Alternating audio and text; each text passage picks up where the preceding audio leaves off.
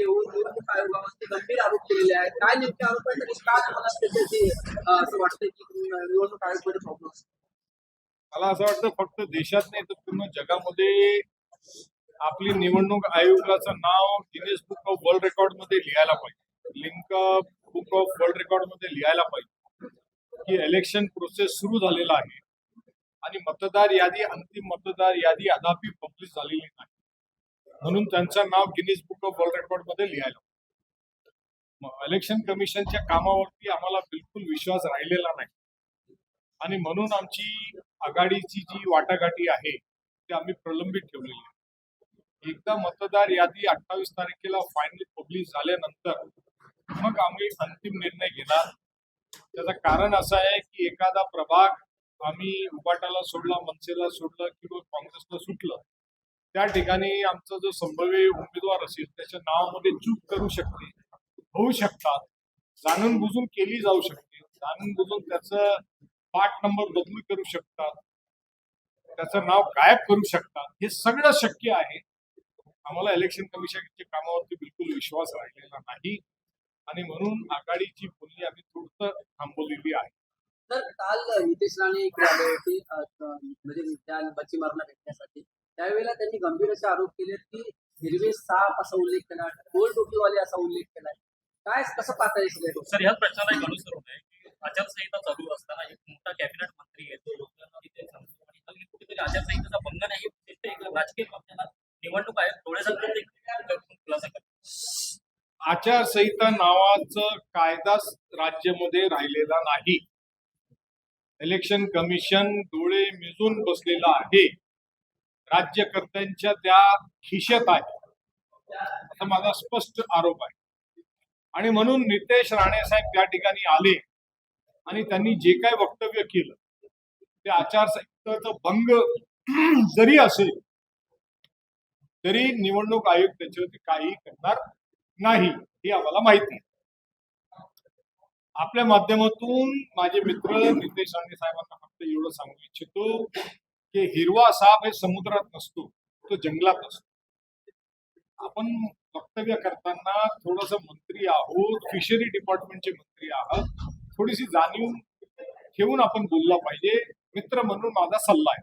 तर मतदार यादीमध्ये घोळ झाला या मीराबाईच्या महानगरपालिकेचे जे अधिकारी बसून त्याच्यामध्ये मोठ्या प्रमाणात घोळ केला या संदर्भात प्रताप सरनाईक मंत्री जे आहेत त्यांनी लेटर महानगरपालिकेला दिलंय, तरी सुद्धा त्याच्यावरती कोणत्याही प्रकारची कारवाई करताना दिसत नाहीये. म्हणजे या संदर्भात तुम्ही काय सांगता? दीपक बागरींनी एक पिटिशन टाकली ज्या ठिकाणी डिंपल मेहता आणि संजय थराडे जी भाजपाचे नगरसेवक महापौर होते, त्यांचं 2 विधानसभामध्ये मतदार यादीत नाव, त्या बाबतीमध्ये कोर्टात एक पिटिशन टाकली आणि त्या पिटिशन मध्ये कोर्टाने इलेक्शन कमिशन ऑफ इंडियाला पार्टी बनवलं आणि महाराष्ट्र इलेक्शन कमिशनला रिप्लाय फाईल करत असत. काल त्याची तारीख होती, पण आपल्याला आश्चर्य वाटतं की इलेक्शन कमिशन ऑफ इंडिया आणि इलेक्शन कमिशन ऑफ महाराष्ट्र दोघे त्या तारखेला अनुपस्थित होते. त्यांनी रिप्लाय फाईल केला नाही. स्टेट ऑफ महाराष्ट्राचे वतीने ACP मीरा बैंकर, मीरा रोड चौकी डिव्हिजन, त्यांनी एक रिप्लाय फाईल की आम्ही दोन्ही विधानसभाचे निवडणूक अधिकाऱ्याशी बोललो, त्यांनी एका मतदारसंघातलं नाव कमी केलेलं आहे आणि म्हणून हे पिटिशन डिसमिस करा. म्हणजे कोर्टाची सुद्धा इलेक्शन कमिशन ऐकायला तयार नाही. अशा परिस्थितीमध्ये राज्याचा मंत्री जर आयुक्ताला पत्र देतो, मला तर हसण्याशिवाय दुसऱ्या पलीकडे माझे काही उत्तर नाही, कारण मला माहिती आहे काहीच होणार नाही. आणि जरी मंत्रींनी पत्र दिलं असेल तर मंत्री साहेबांना स्वतःच्या मतदारसंघामध्ये जे काय व्यवस्थित करून घ्यायचं असेल कदाचित त्याच्या करता त्यांनी ते पत्र दिला असावं असा माझा संशय आहे. त्याचं कारण असं आहे की महापालिकेचे जे रिटायर्ड अधिकारी आहेत ते सगळे भाजपाचे युनियनचे सदस्य आहेत. महापालिकाचे जे अधिकारी रिटायर झाले, ते कोणाचं नाव घेऊ इच्छित नाही, ते भाजपाचे सदस्य आहेत. महानगरपालिकामध्ये जी युनियन आहे ते सर्व मेजॉरिटी मेंबर ते भाजपाचे आहेत आणि यादी फोडण्याचं काम हे सगळं त्यांच्या हातात. आयुक्तांनी जरी सूचना दिली पण खालच्या लेवलला काम करणारे सगळे भाजपा प्रेरित आहेत. सर, मतदार यादीचा घोळ एवढा आहे की एका प्रभागातून दुसऱ्या प्रभागामध्ये जो आपला घोळ झाला हा 2000 ते 3000 पर्यंत येतो. एका नगरसेवकाला जिंकण्यासाठी हे एवढे मतदान ही खूप असतात आणि याच्यावरती जेव्हा आयुक्तांना विचारणा केली तर आयुक्त म्हणतात की नाही, सर्व मोठा गोंधळ झाला, काहीतरी छोट्या मोठ्या चुका झाली. कुठेतरी वाटते हास्यपद आहे. लोकतंत्रमध्ये एका मताने हार आणि जीत होते. एक मताने हार आणि जीत होते. यापूर्वी सुद्धा मतदार यादी तयार केली जात असते. पूर्वीच्या काळामध्ये मी 95 ला निवडणूक लढलो आमदारकी, नगरसेवकी भरपूर वेळा लढलो. त्यावेळी तर हाताने मतदार यादी तयार व्हायचा, प्रिंटिंग मध्ये जायची. आता तर कम्प्युटराइज्ड आहे, सॉफ्टवेअर बेस्ड आहे, ऍप बेस्ड आहे. आणि आदरणीय पंतप्रधान या देशामध्ये असं बोलतात आणि जगभराच्या धर्तीवर जाऊन असे बोलतात की आम्ही IT मध्ये दुनियामध्ये 1 नंबरला आहोत. 5 ट्रिलियन इकॉनॉमी झाली, प्रगती केली. आणि त्याच्यामध्ये मतदार यादी आपण तयार नाही करू शकतो. ते पलीकडे काय तर MIM आणि वंचित सुद्धा आपले उमेदवार उभे करणार आहे, परंतु ते जे उमेदवार उभे करणार आहेत ते फक्त मुस्लिम एरिया आहे त्यामुळे तिकडेच उभे करणार अशी सुद्धा माहिती मिळते. कसं पाहायचं याकडे? त्यामुळे कोणी असल्याचं संशय. लोकतंत्रमध्ये प्रत्येकाला निवडणूक लढण्याचा अधिकार, त्याचं स्वागत. पण हे करत असताना त्यांनी पूर्ण शहरामध्ये, पूर्ण महापालिकेमध्ये त्यांनी 24 प्रभागामध्ये उमेदवार जर उभे केले तर ती जास्त उपयोगी ठरेल आणि लोकतंत्राला धरून काम असेल.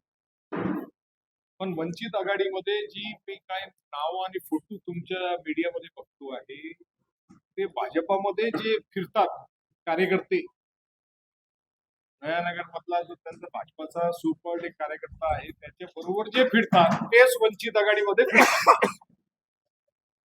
आता भाजपाला हे माहिती आहे की मुस्लिम बहुल्य एरियामध्ये लोक कमळ या सिंबलला मतदान करत नाही, म्हणून काँग्रेसमधनं जे फुटून गेले, गद्दारी करून गेले, किंवा मुस्लिम एरियांमध्ये अजित पवारचं सिम्बॉल घेऊन, अजित पवार बीजेपी बरोबर आहे, अजित पवार बीजेपी बरोबर आहे, राष्ट्रवादी अजित पवारची ती बीजेपी बरोबर आहे. त्यांचा सिम्बॉल घेऊन स्वतःची बीजेपीची माणसं त्यांच्या सिम्बॉलवरती मुस्लिम बहुल्य इलाक्यामध्ये एरियामध्ये उभा करायचा हा त्यांचं काम आहे, ते ते करत आहे. MIM इथे आलेत शहरामध्ये, चांगली गोष्ट आहे. परवा कुठे आग विझवत होते, कुठे आग लावत होते, राजकीय आग कुठे लावत होते आणि कुठे कचऱ्याची आग विझवत होते, असं काहीतरी चित्र मी मीडियामध्ये बघितलं. MIM ला पण मला असंच म्हणायचं आहे, तुमचं स्वागत आहे, लोकतंत्राने तुम्हाला अधिकार दिलाय, पण संपूर्ण 95 प्रभागामध्ये जर तुम्ही उमेदवार उभे केले, ओवेसी साहेब ज्या घटनेला धरून खूप सुंदर भाषण करतात पार्लिमेंट, त्या घटनेच्या अनुषंगाने आपण जर हिंदू, मुस्लिम, शीख, ईसाई असे सगळे उमेदवार जर दिलं त्या ठिकाणी तर जास्त उपयोगी ठरेल. महाविकास आघाडी एकत्रित लढणार. हो, महाविकास आघाडी आम्ही एकत्रित लढणार आहोत. काँग्रेस, शिवसेना, उबाटा, राष्ट्रवादी शरदचंद्र पवार, मनसे, बहुजन विकास आघाडी ही आम्ही एकत्र लढणार आहोत. आमची वाटाघाटी अंतिम टप्प्यात आहे.